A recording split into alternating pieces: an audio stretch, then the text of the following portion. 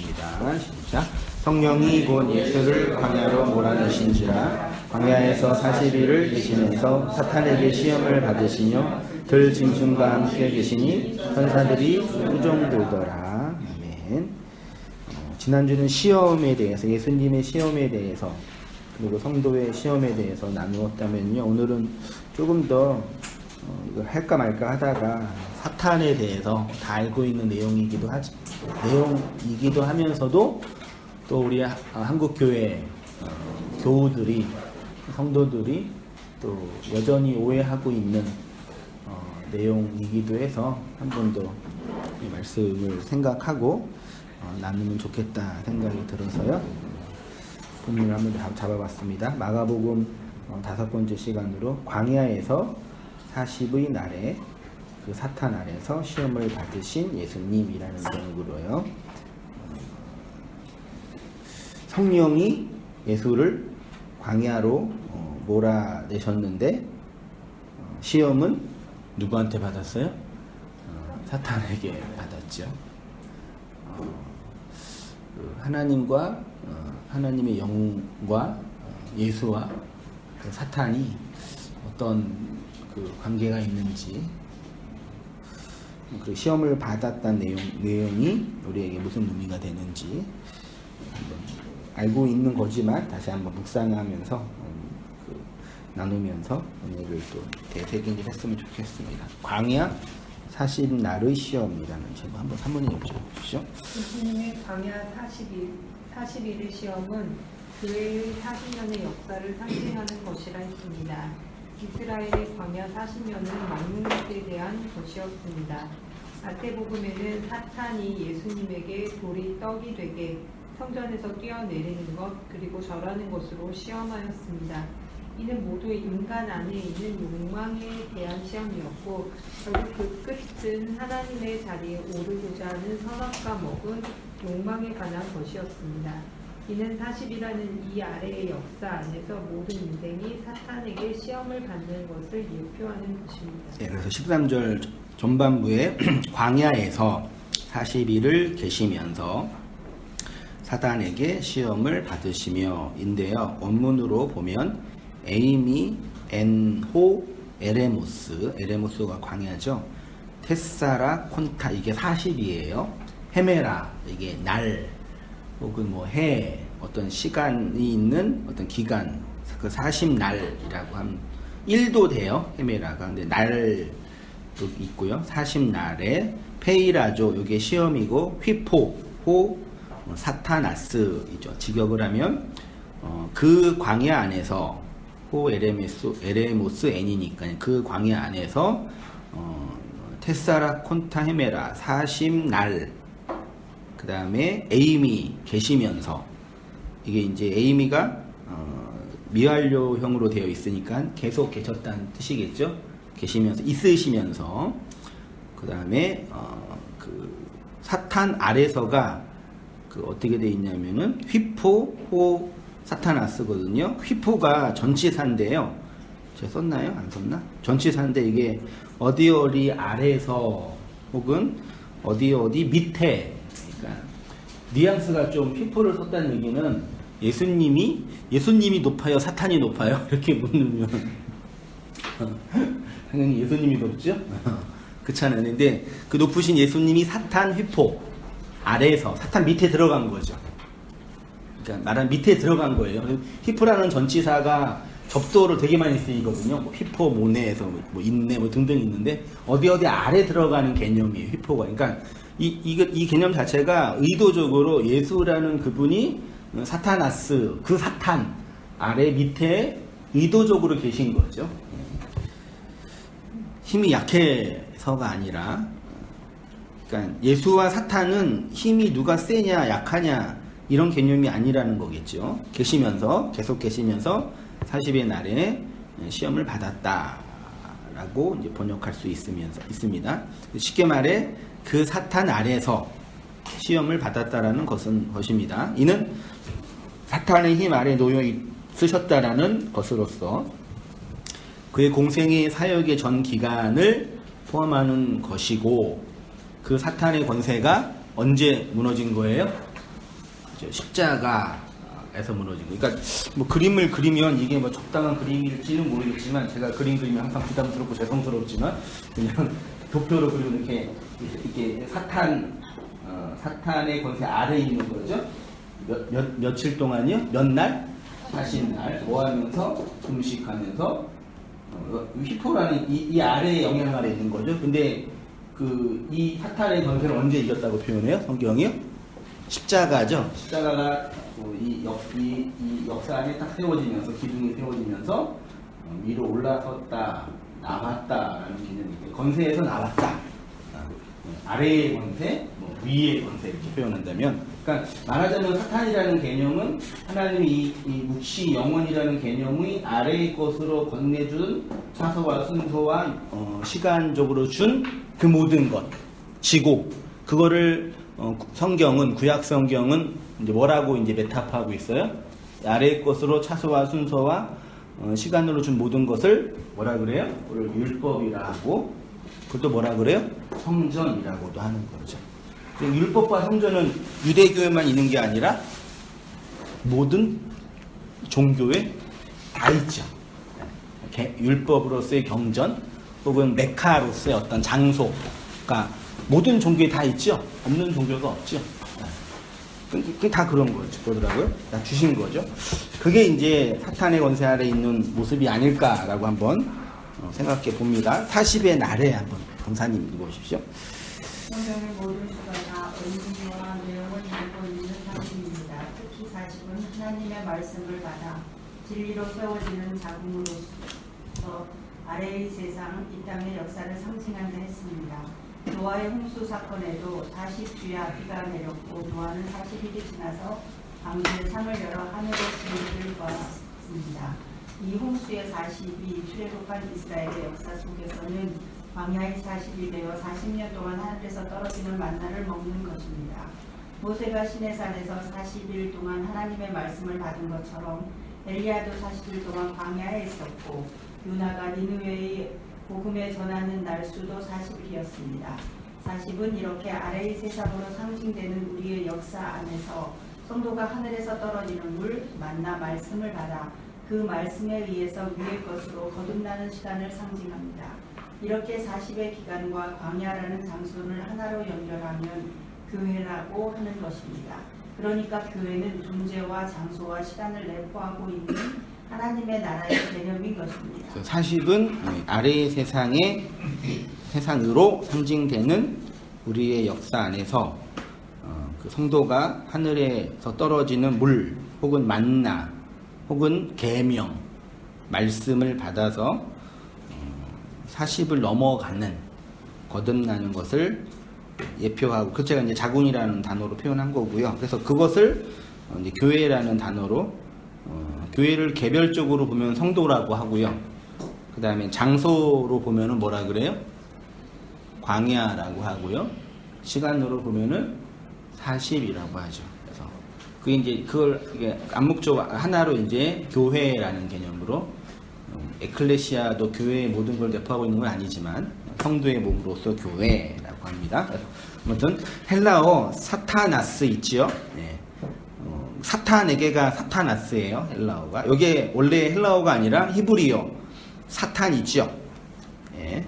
신, 바부 이렇게 있는데 아인이 있는데 그 사탄의 헬라어 음역이래요. 사탄을 히브리어 사탄을 헬라어로 음역하면 그냥 사타나스가 된대요.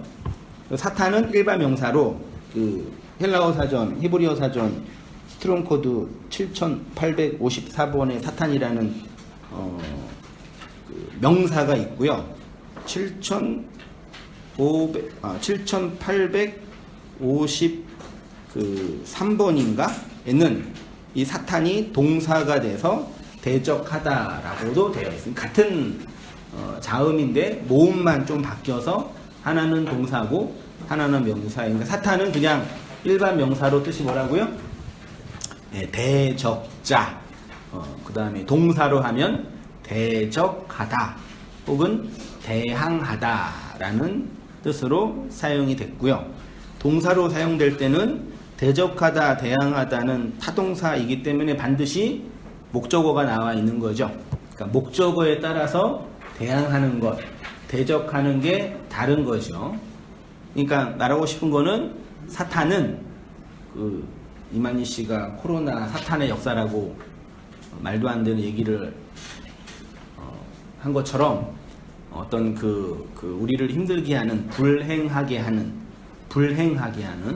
혹은 고통스럽게 하는, 혹은 불편하게 하는 어떤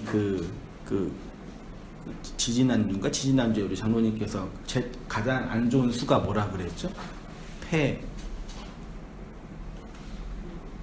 가장 안 좋은 안 나요?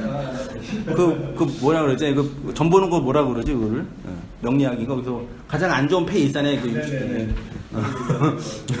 기억 안 나요? 카드 기억났거든요. 그러니까 인간이 뽑을 수 있는 가장 안 좋은 폐, 그걸 흔히 이제 아무튼 그러는데, 그런 개념의, 불행이라고 생각하는 걸 이제 사탄이라고 다곤이 말하는데, 그것과는 아무 상관이 없다. 그러니까 사탄은 우리 쉽게 예수님 영화, 사복음서 영화를 보면 예수님이 광야에서 시험 받을 때 광야로 가서 이제 누구한테 시험 받아요? 뿔 달린 나쁜 애한테 시험 받잖아요. 그런 거예요.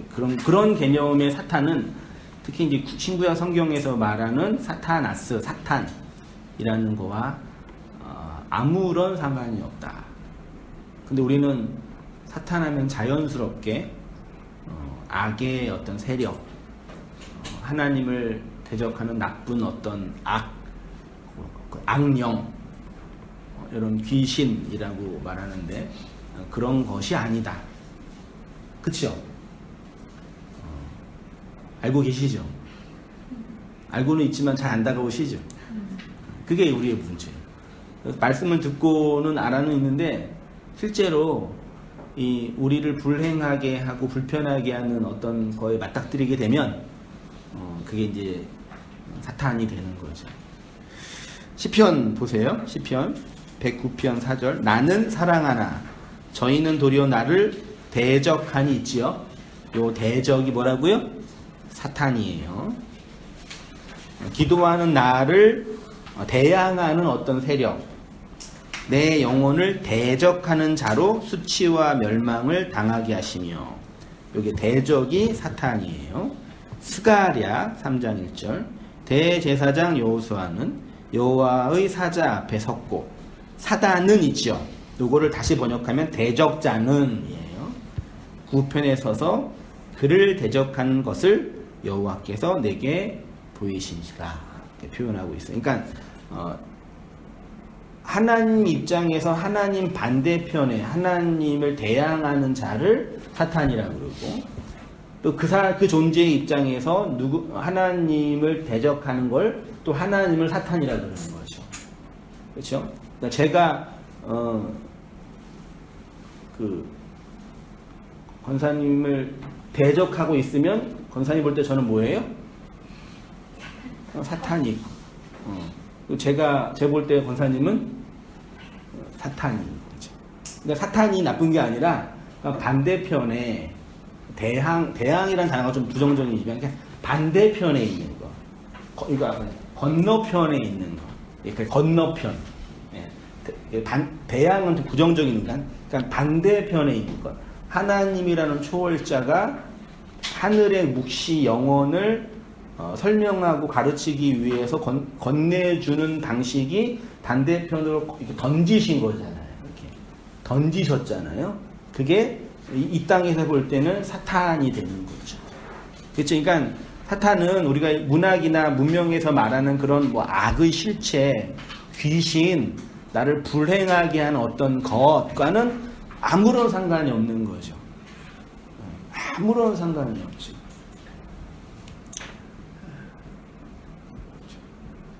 그러니까 참 이게 우리나라 모든 일에 다 마찬가지잖아요. 하나의 일이 발생하면 그 일 때문에 수혜를 보는 사람이 있고, 그 일 때문에 그 피해를 보는 사람이 있잖아요. 그 일은 수혜를 보는 사람에게는 그 일은 뭐예요? 호재 부동산 용어가 나왔네. 여기 조합 됐어요? 조합이요? 네. 아 그때 든다고 했는데 모르겠어요. 뭐 프랭카드가 붙어 있어가지고. 아 그래요? 저는 그것도 안 봤어요. 왜 안 보도 중요한 거 아니에요? 저도 중요해 지금 그게요. 설립 때 조합이 설립됐다고 했으니까 이제 한참은 남았겠지만 우리 지금 빠졌어요. 여기만 빠진 거예요? 여기 이쪽은 이제 처음부터 이제 거기 재건축이 되면 이쪽은 이제 상가로 빠지는 거예요. 좋은 거 상업지역 여기가 지금 중공업 지역이에요? 준주거잖아요. 아. 근데 지금 이제 아파트가 들어오면서 여기가 상업지역이 되면서 지금 우리 저쪽 주차장 있잖아요. 마켓집 앞에 거기만 들어가요. 건너서. 예, 근데 지금 우리는 못 준다고 하고 있는데 여기 건물에 주차장이 없으면 안 되잖아요. 이렇게 나눠지는 거예요 그러면요? 근데 이제 그거를 이제 이걸 우리가 있는 곳이 얼마나 중요한데요, 그래서 월세의 서러움을 제가 알기 때문에 얼마나 중요한데요. 처음부터 여기는 빠졌어요. 이쪽 그럼 빠지면 그럼 상업 지역이 될 수 있겠네요. 네, 이제 변경이. 빠져. 예, 이제 그게 이제 바뀌는 거예요. 그럼 자동으로 바뀌는 거야. 토지가 바뀌면 당연히 땅값을 오르겠네요, 그러면. 이제 그거야 뭐 그럴 수도 있겠지만. 아무튼 예.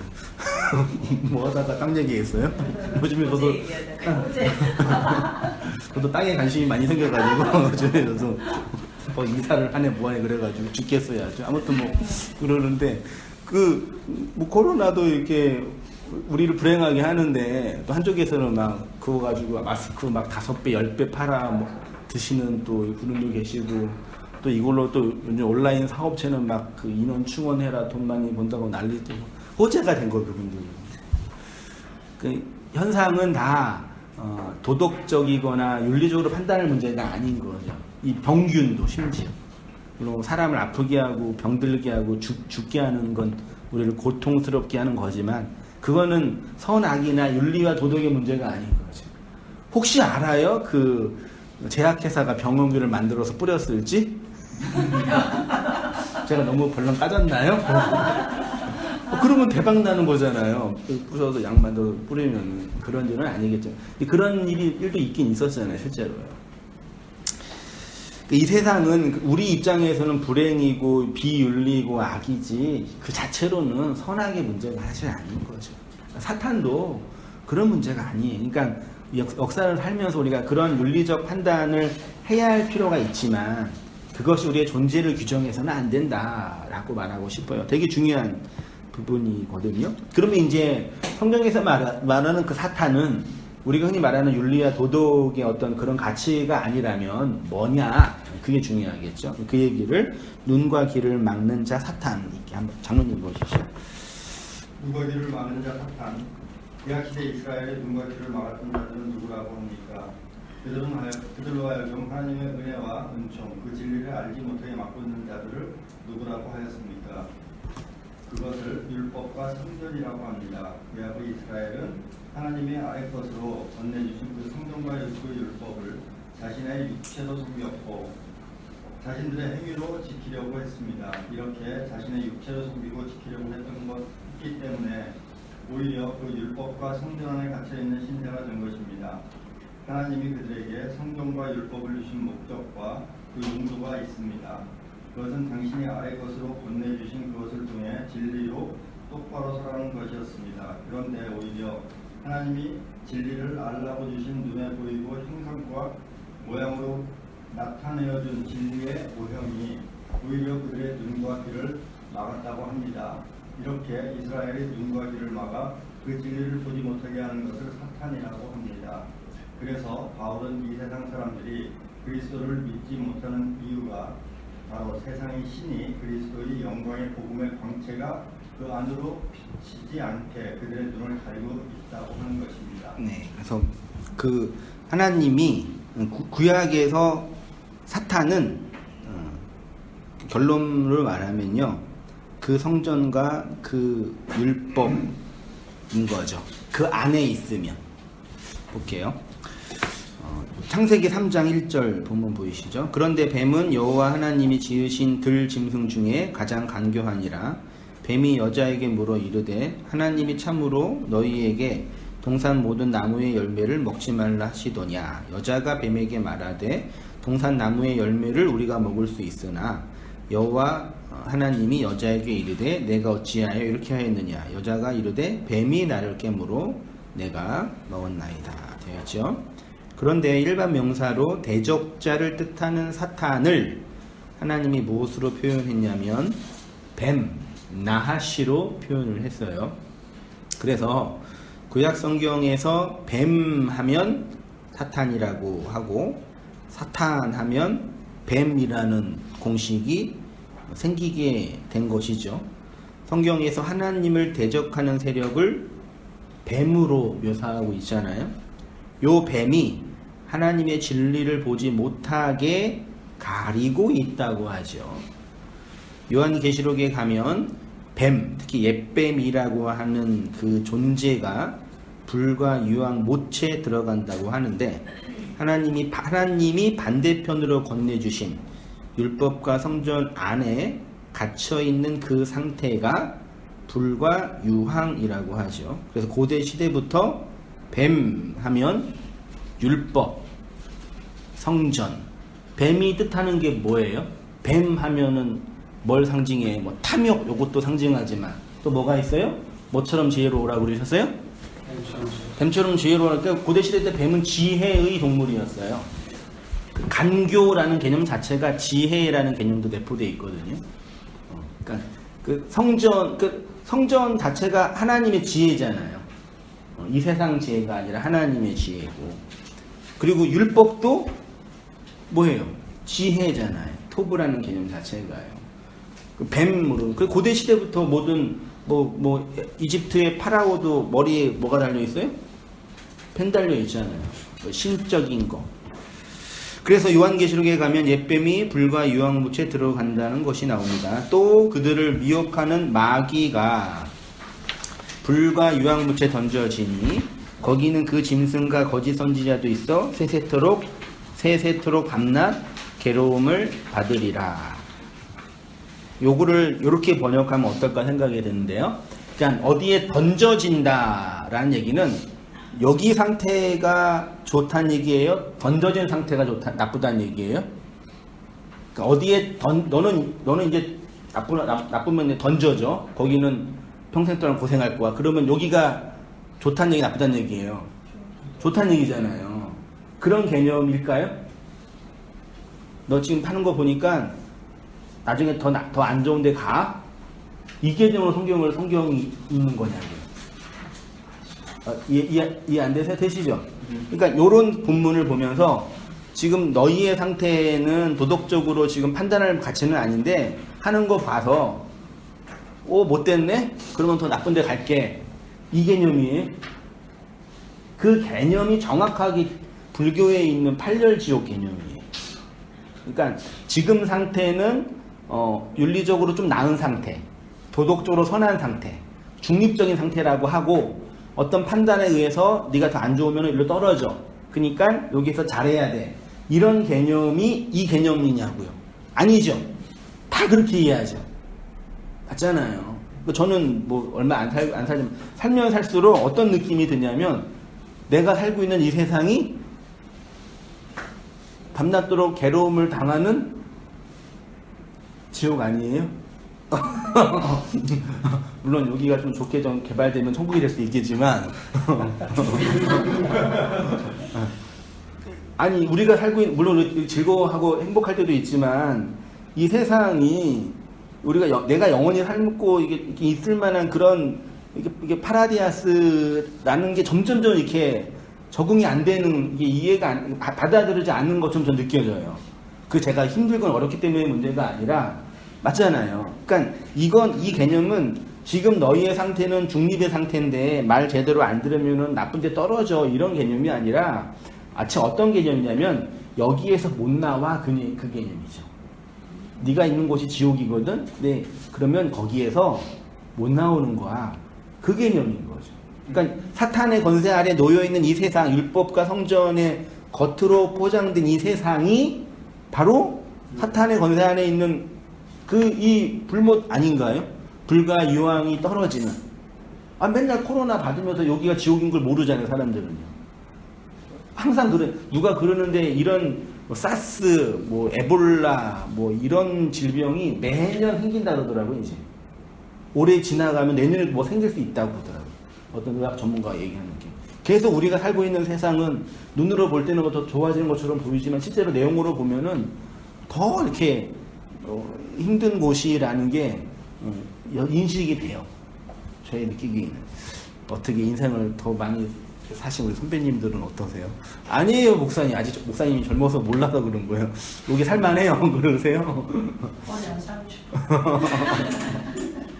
아닌가요? 네. 좀 이렇게 피부 관리 받고 좀 좋은 아파트 살고 좀 여유로우면 좀 괜찮나요? 그거랑은 상관이 없죠. 인간이 눈에 보이는 이런 거 이렇게 즐거워하는 거 이거 가지고 행복할 수 있겠어요. 그때뿐이죠. 아무리 맛있는 반찬, 밥, 고기 밥 먹어도 먹고 나서 한 2시간 지나면 배고파지는 게 인간인데. 그런 개념으로 보시면 돼요. 그래서 뱀으로 상징되는 자아에 갇힌 자 한번 건사해 보십시오. 그러니까 성전과 율법으로 그리스도의 진리를 깨닫지 못하면 그 성전과 율법에 묶이게 됩니다. 그러면 그 성전과 율법이 곧 사단이 되는 것입니다.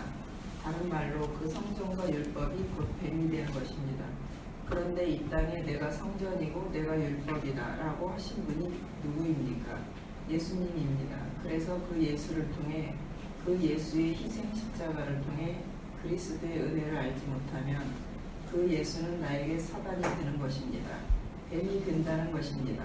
그러니까 성경을 통해서 성전을 통해서 율법을 통해서 예수를 통해서 하나님의 그 진리, 그리스도의 진리를 보지 못하게 할 때 그것이 곧 나의 사탄이 되고 뱀이 된다는 것입니다. 예. 그러니까 유대인들이 누구 때문에 하나님을 보지 못했어요? 쉽게 결론 말하면요, 이적을 행하는 예수 때문에. 그래서 바울은 예수님을 그들의 거치는 돌, 걸려 넘어지게 하는 반석이라고, 너희가 나 때문에 넘어지고 있는 거야, 그러신 거예요, 예수님이. 뒤에 보겠지만요. 그러면 반대로 생각하면 어떻게 되겠습니까? 이 아래의 세상의 율법으로 차서와 순서의 내용으로 하늘의 것을 담고 오신 예수를 하나님의 아들로, 그리스도로, 그 영으로 깨닫고 알게 되면 그것으로 구원을 얻게 되는 것입니다. 이렇게 구원받는 자가 다른 말로 예수를 아들로, 영으로 넘겨받은 자라고 하는 것입니다. 신약 성경에서는 그리스도의 머리를 넘겨받은 교회라고 합니다. 내용으로는 그리스도의 머리를 받아 그의 몸이 되었다고 하고, 실제적으로는 율법의 세상에서 불려서 나온 자가 되어 에클레시아라고 하는 것입니다. 오직 이들에게만 예수가 메시아가 뭐예요? 번역하면 그리스도잖아요. 예수가 그리스도가 되고 성경, 경전이 하나님의 영의 말씀이 되어 그리스도의 영으로 교회의 생명이 되는 것입니다. 근데 이 예수와 성경을 눈에 보이는 것으로 보면 그 예수와 성전은 나를 죽이는 뭐가 돼요? 뱀이 되는 거죠. 그래서 신약 교회의 구원의 원리가 바로 이 하나님이 보내신 광야의 불뱀에 물려서 죽고 노뱀, 세워지는 노뱀을 보고 살아나는 거죠. 불뱀 하나님이 보내신 거죠? 그렇죠? 네, 불뱀 물려 죽게 했죠?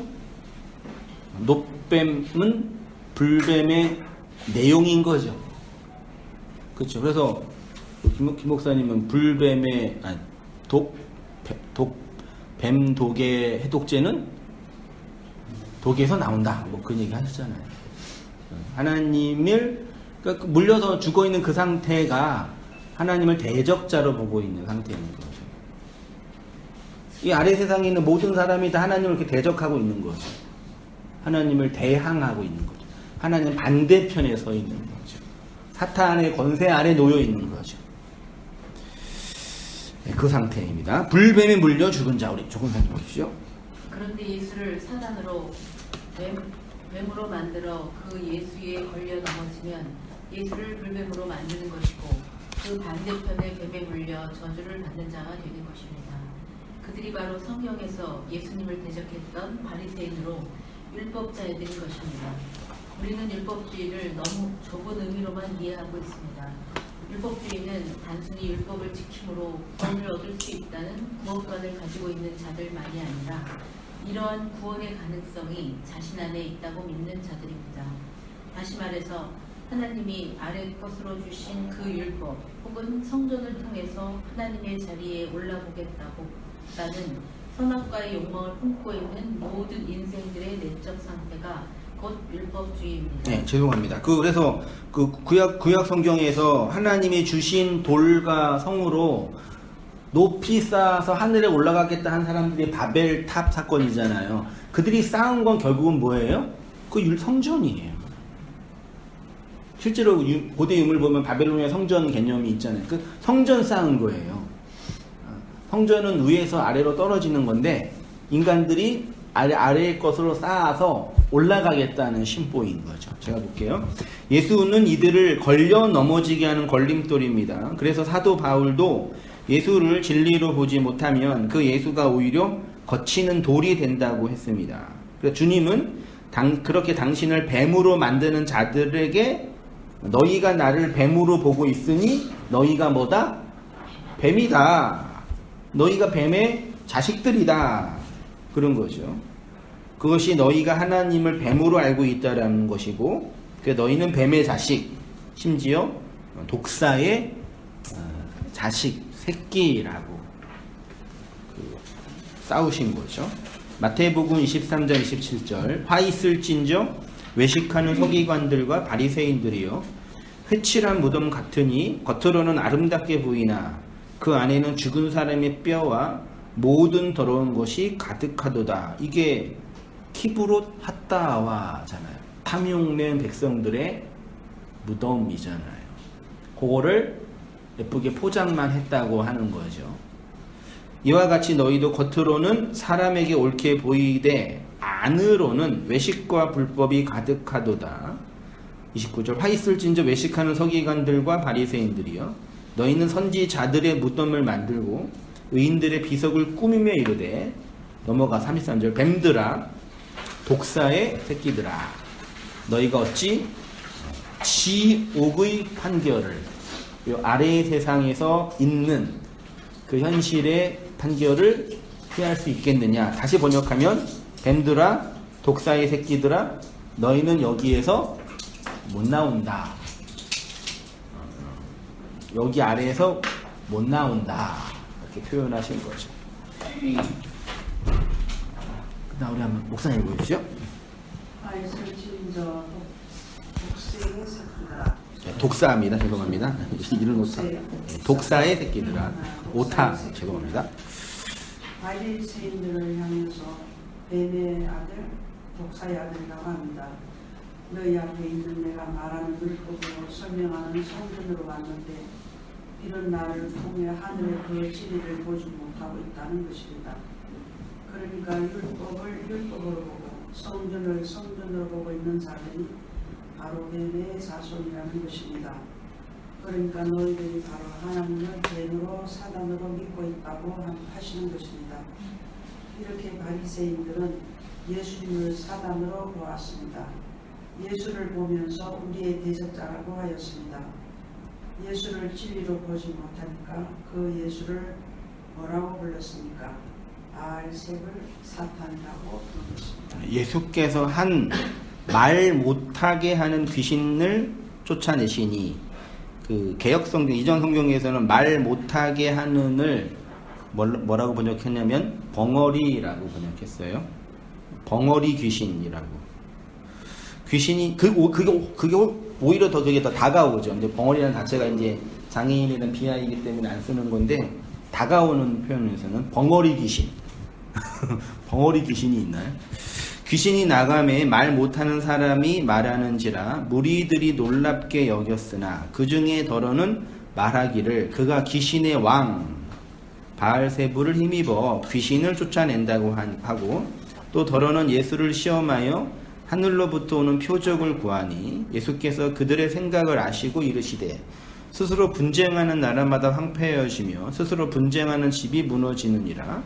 너희 말이 내가 바알세불을 힘입어 귀신을 쫓아낸다 하니 만일 사탄이 스스로 분쟁하면 그의 나라가 어떻게 서겠느냐.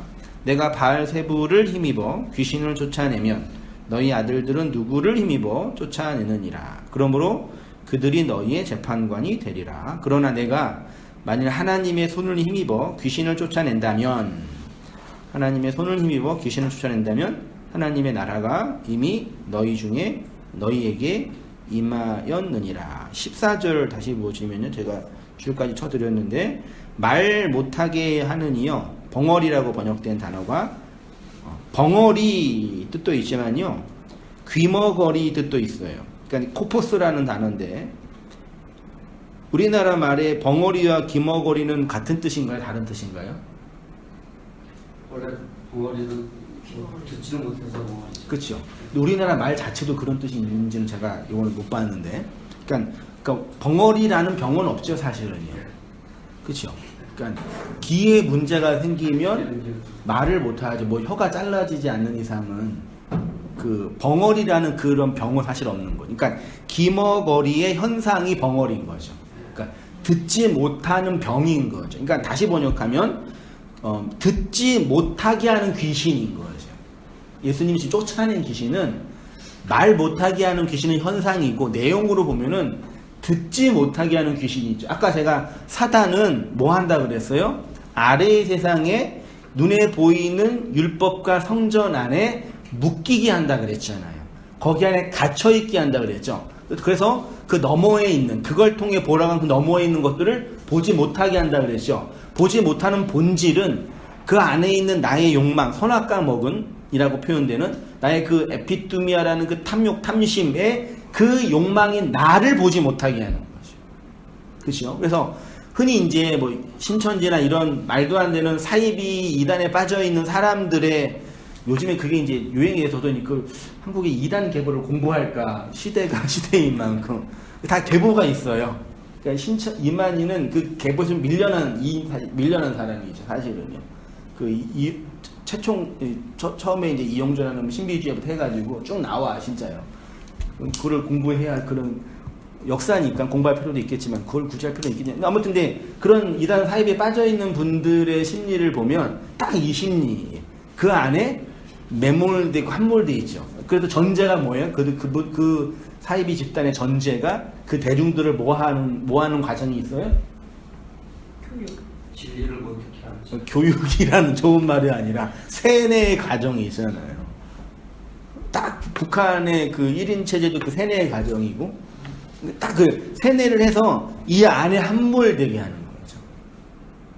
그래서 거기에 있다가 나온 사람들을 보면은 뭐라고 하냐면은 너가 아직 여기를 깊이 못 봐서 그래, 이렇게 비난한다고 그러더라고요. 정확하게 이거예요. 그러니까 아주 극단적으로 보여준 현상이 딱 우리 지금 한국에 있는 그 현상인 것 같아요. 놀라운 시대적인 어떤 현상 중에 하나인 거죠, 우리 시대가. 저는 그 뉴스를 보니까 뭐 대구의 어떤 아파트의 70~80%가 신천지 신자라고 얘기 들으면서 야, 얘네가 되게 무섭게 되게 사업을 하고 있구나, 그런 생각이 들어서 좀 끔찍했는데, 물론 뭐 거기만 문제겠어. 통일교도 항상 문제고 그랬었는데, 아무튼 뭐 그게 더 문제겠어요? 교회가 더 문제겠죠. 뭐 그거나 뭐 고친 개친이지 뭐. 좀 더 이게 예쁘게 미치냐, 좀 완전히 미치냐, 그 차이인 거죠. 뭐 암4기나 암3기나 뭐 암은 암이니까. 그래도 1기가 더 고치기는 쉬워요, 4기보다는. 그러니까 귀신이 하는 일 중에 하나가요, 듣지 못하게 하는 거죠. 거의 함몰되게 하는 거죠. 매몰되게 하는 거죠. 그래서 예수가 오셔서 십자가라는 언약을 통해서 끄집어내시는 거죠. 이 아래의 세상에서. 사탄이 지배하는 세상에서 언약을 딱 받고 끄집어내시는 거죠. 그게 십자가죠. 그래서 예수님 때 말을 못하게 하는 귀신이 있다고 표현하는 거죠. 듣지 못하게 하는 귀신인데요. 귀신이라는 다이모니오는 나쁜 말, 거짓된 말을 가진 자라는 뜻입니다. 진리의 관점에서 본다면 율법의 말을 하고 있는 것은 진리의 말을 못하고 있는 것입니다. 그들이 바로 덩어리, 말을 못하게 하는 자입니다. 사람이 말을 못하는 이유는 입이나 혀에 문제가 있기 전에 듣지 못하기 때문에 말 못하는 거죠. 그러니까 듣지 못하는 자가 말을 못하죠. 다시 결론으로 말하면 귀신의 역할은 역할은 그렇지만 사탄의 일은 아래의 세상에 서만 살게 하는 거죠.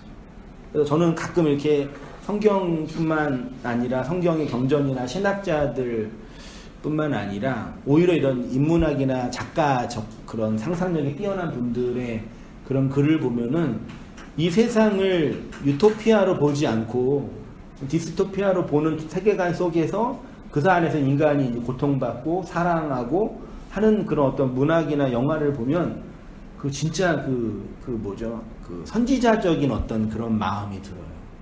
이분은 이 작가나 이 감독은 일반 대중들이 보지 못하는 더 너머의 그 무엇을 직관하고 있구나. 뭘로 알아요? 이 세상은 천국이 될 수 없다. 이 세상은 디스토피아다. 라는 전제가 깔려 있으니. 그래서 그런 분들의 영화는 일단 보면 기분이 어때요? 좋으세요? 행복하고 즐거우세요? 이게 사실을 말하는데 우울해요. 사실이잖아요. 우리 현실을, 그러니까 진실은 그다음 문제고, 그냥 사실을 그대로 말하잖아요. 근데 우울해요. 만약에 그 기생충의 송강호 씨가 그 쿠데타를 성공해서 가장 높은 곳에 올라갔으면은 그 영화는 상을 못 받았겠죠. 헐리우드는 올라가야 되거든요. 영웅이 돼야 돼. 가난을 극복한. 흔히 가난을 극복한 그 가부장의 헌신과 노력으로 가난을 극복한 그 아버지가 돼야지. 그게 국제시장이죠. 아버지가 돼야지 우리가 즐거우는데 여전히 지옥으로 떨어져 있는 더 깊이 내려간 그런 현실을 보면서 이 세상은 사단이 통치하고 권력 지배하고 있는 현실이라는 걸 그분들이 그리스도를 보지 못했더라도 최소한 이 세상에 대한 현상은 정확하게 직감하는 거죠. 근데 그 진리를 안다고 하는 목사라고 하는 분들, 성도로 하는 분들이 이 세상을 영원히 살 것처럼 마치 천국은 뭐 그냥 다른 얘기처럼 하는 것처럼 말하고 있는 우리 현실을 보면서 완전히 이거는 그 뭐라 그럴까요? 잘못돼도 너무 많이 잘못된 거죠.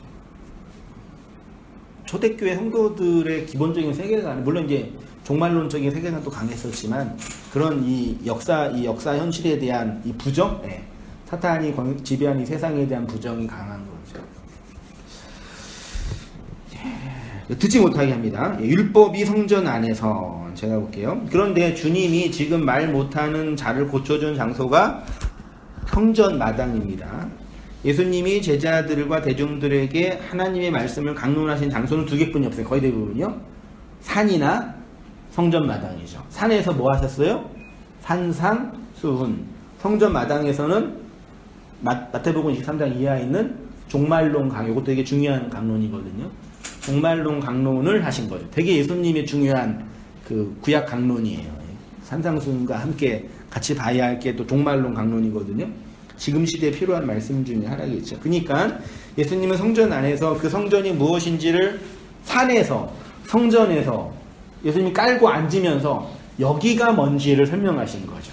여기는 아래 성전인데 여기에 뭐가 세워진다고요? 내가 여기서 죽어야 돼. 여기 십자가가 세워져야 돼. 그래야 니네가 살아. 계속 그 얘기 하는 거예요.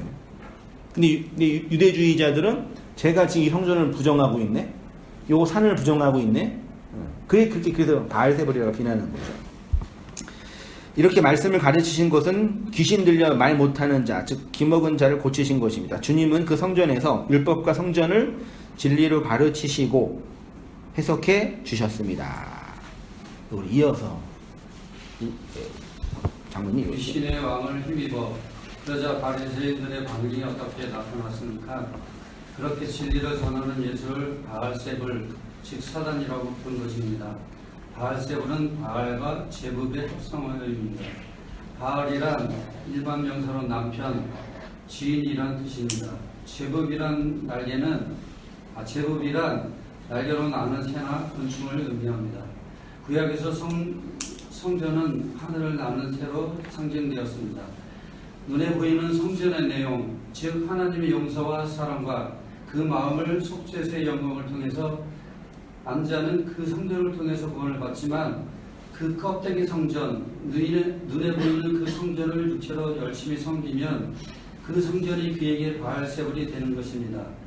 그런데 예수님의 성전 마당에서 그 성전의 내용인 예수의 십자가로 속죄소의 은혜로 설명해 주니까 그 말씀을 듣고 있었던 바리새인들이 예수를 바알세불이라고 불렀다는 것은 그들이 곧 하나님을 바알세불로 섬기고 있다는 것입니다. 곧 하나님의 대적자라는 것입니다. 네. 중간에 한 번 더 보면은요, 즉 하나님의 용서와 사랑과 하나님의 그 마음이 어디에 담겨져 있어요? 성전 안에 속죄소죠. 그걸 설명하신 거죠. 그래서 예수가 직접 설명한 거죠. 근데 그 안에 있는 내용, 즉 인간의 죄와 악으로 내포되어 있는 그 내용을 보지 못한 자들은 성전의 껍데기, 눈에 보이는 그 겉을 보면서 그 성전을 자기의 육체로 열심히 섬기는 거죠. 그 안에 갇히는 거죠. 그 바리새인들이 대표로 그렇게 나타난 것 뿐이죠. 모든 인간이 다 그런데 바리새인들이 예표가 된 것 뿐이죠, 사실은. 그게 하나님을 대적한다. 너희가 나를 바알세불로 비난하는데 아니야, 니네가 하나님의 대적자야, 그러는 거죠. 나를 하나님의 대적자로 보고 있으니까. 예, 저희입니다. 5페이지로 가셔서요. 이어서 보시죠. 예수를 바알세불이라 하는 자들, 그렇게 참 성전으로 오신, 참 율법으로 오신, 진리로 오신 예수 그리스도를 사단으로 보는 자들은 사단에게 그리스도의 진리를 듣지 못하고 말하지 못하는 귀신들의 자가 있는 것입니다. 지금 진리를 가르치는 예수님의 입장에선 그들이 곧 사탄이고 대적자인 것입니다. 어떤 이들에겐 예수가 하나님께 나와 있고 구원자인데 어떤 이들에겐 사탄이라는 것입니다. 요한복음 4장 8장 43절 같이 한번 읽어보시겠습니다. 시작. 어찌하여 내 말을 깨닫지 못하느냐? 이는 내 말을 들을 줄 알지 못함이로다. 너희는 너희 아비 마귀에서 났으니 너희 아비의 욕심대로 너희도 행하고자 하느니라. 그는 처음부터 살인한 자요 진리가 그 속에 없으므로 진리에 서지 못하고 거짓을 말할 때마다 제 것으로 말하나니 이는 그가 거짓말쟁이요 거짓의 아비가 되었음이라. 내가 진리를 말하므로 너희가 나를 믿지 아니하는도다. 그러니까 공간복음에서 성전에서 성전 마당에서 말한 그 내용을 요한이 다시 해석해서 기록한 거예요, 사실은요. 어찌하여 내 말을 깨닫지 못하느냐? 성전인 자기 자신을 빗대어서 이는 내 말을 들을 줄. 아까 사탄이 무슨 일을 한다 그래서 귀신이요? 듣지 못한다 그랬잖아요. 그치? 아래의 세상에 갇혀 있으니까, 율법에 갇혀 있으니까, 성전에 갇혀 있으니까 듣지 못할 줄 알미로다. 너희는 너희 아비 마귀에게서 났으니, 너희 아비의 마귀는 욕심과 연결돼요. 탐욕과 에피두미아와 연결돼. 그러니까 사람들이 아래의 세상에 율법과 성전으로 모형된 이 아래의 세상에 갇혀 있는 이유는 거기가 도덕적으로 윤리적으로 가치론적으로 좋기 때문이 아니라 그게 자기 욕망을 충족해 주기 때문이에요. 거기가 좋다라는 개념은 내 욕망을 거기에서 충족해 주기 때문이에요. 그래서 이 세상에 어떤 사람도 이단 사입에 빠지는 게 아니라 지가 들어가는 거예요. 세뇌를 당해서 자기가 좋아하는 얘기를 해주니까, 자기에게 더 좋은 희망과 소망을 주니까, 아니 나를 하나님 만들어주고 신인 하나님과 하나 되게 하고, 심지어는 요즘도 그러네. 개신교에서 전도 많이 하면은 뭐 천국의 금연류관 대저택? 새빵 대저택 실제로 그랬잖아요. 그 다를 게 뭐가 있어요, 신천지랑. 요즘은 안 그러죠? 안 가서 모르죠? 끊은 지 오래돼가지고. 마이클 잭슨. 그런 집을 준다고 하잖아요. 그 전도 안 하면 개털 모자 주고, 조그만 월세방, 지하 단칸방에 들어가게 해주고. 이런, 제가 직접 들었어요. 실제로 제가 다녔던 교회는 전도 대상, 전도 1등한 사람이 옛날에 20년 전에 마티즈인가 그거 차 주고, 차가 교회 로비에 있었다니까요. 차, 오토바이, 뭐 세탁기, 냉장고, 금 몇 돈. 해외여행. 그 보험 영업은 이게 할 수 있는데, 영업이니까. 그렇게 딱 갈아놓고 맨날 여기 교회를 가면서, 아, 우리 교회 참 좋은 교회다. 어렸을 때. 나 열심히 해볼까? 막 그러다가, 한편으로는, 저건 아닌데, 속으로 그랬어요. 어렸을 때. 우리나라의 그 유수한 큰 교회, 부흥사 하는 교회, 뭐가 다르 도대체 그 이단 사입이랑. 여기에 그 인간의 욕망을 충족해주는 그 기제를 계속 주는 거예요. 나쁜 사람들이죠. 예수님은 그런 거죠. 그게 살인하는 거다 그러고, 진리가 없는 거라 그러고, 거짓말쟁이라. 그게 사단이라고 하는 거죠. 그래서 하나님이 언제까지 너는 나를 대적할 거냐, 언제까지 그럴 거냐 계속 구약에서 말씀하시는 거죠. 좀 거기서 나와라 제발. 줬잖아 다. 근데 이제 우리의 에피뚜미아라는 그 타와 탐심이 가득하기 때문에 그게 꺾이지 않는 이상, 제거되지 않는 이상. 그래서 성도의 역사 속에 물리적 고난과 환란이 주는 유익은 뭐냐면 그 욕망이 없어지는 않는데 그 욕망이 꺾이게 되는 거죠. 그러니까 없어지면 그 문제가 있는 거고, 아, 이 욕망이 좋은 게 아니구나. 아, 이걸로 내가 행복할 수 없구나를 배우는 거죠. 이런 어떤 물리적인 경험들을 하면서 돈을 잃어버리거나 관계가 깨지면서 이걸로는 내가 못 사는 거를 배우는 거죠, 사실은요. 그래서 필연적으로 나타나는 거라고 보시는 거죠. 그리스도를 통해 선악과 먹은 나, 탐욕과 탐심의 본성으로 형제를 향하여 칼을 들고 있는 나를 보지 못하는 그 모든 인생이 바로 오해된 예수, 섬김의 대상으로 예수를 보고 있는 거. 이거 다시 읽어볼게요. 어찌하여 내 말을 깨닫지 못하는 장면 보시죠. 인간의 언어, 인간의 자아, 인간의 욕망으로 말하는 자는 거짓말하는 자입니다. 예수님은 그들을 향해 마귀의 아들이라고 합니다. 오해된 예수, 섬김의 대상으로 예수를 보고 있는 자가 곧 사단이고 마귀인 것입니다. 그래서 예수 그리스도의 십자가 앞에 자아라는 자기 성을 지키고자 칼을 갈고 있는 가인으로 상징되는 모든 인간이 곧 진리로 서지 못한 거짓의 아들인 것입니다. 그리스도를 통해서 선악과 먹은 나, 탐욕과 탐심의 본성으로 형제를 향하여 칼을 들고 있는 나를 보지 못하는 모든 인생이 그러한 것입니다. 네, 예수님이 그 사탄 아래서, 그 사탄의 권세, 휘포 아래서 광야 40일의 시험, 먹는 시험, 결국은을 받으심으로 그의 사역을 시작하게 된다는 것은 그의 공생의 사역의 본질이 바로 이러한 것임을 서론적으로 보여준 것이, 이게 핵심인 거죠. 그래서 모든 공간복음서에 다 예수님의 공생의 시작에 다 사탄의 시험을 얘기하고 들어가는 거죠. 전제로요. 교회는 이러한 예수님의 시험 받으심, 즉 그의 공생의 사역과 결국에 십자가에서 완성하신 구속의 사역을 통해 사단의 세력에서 나와, 사단의 권세에서 나와 하나님께로 돌이켜 제사함과 거룩히 된 무리 가운데 기업을 얻게 하는, 그게 사도 바울의 소명 중에 하나예요. 내가 너를 부른 것은 사단의 권세에서 하나님께로 돌아와 나를 믿게 하는 자로 너를, 교회를 부르기 위해서다라고 끊임없이 말씀하셨잖아요. 그게 우리에게 준 하나님의 구원과 복음의 메시지인 거죠. 이 은혜 안에서 살아가는 우리의 모든 삶이 되기를 주님의 이름으로 축원드립니다. 네, 기도하겠습니다. 하나님 아버지, 예수가 율법으로, 그 성전으로, 그 모형과 그 내용으로 광야에서 사단 아래서 시험 받으시는 이야기와 장면들을 나누고 공부하였습니다.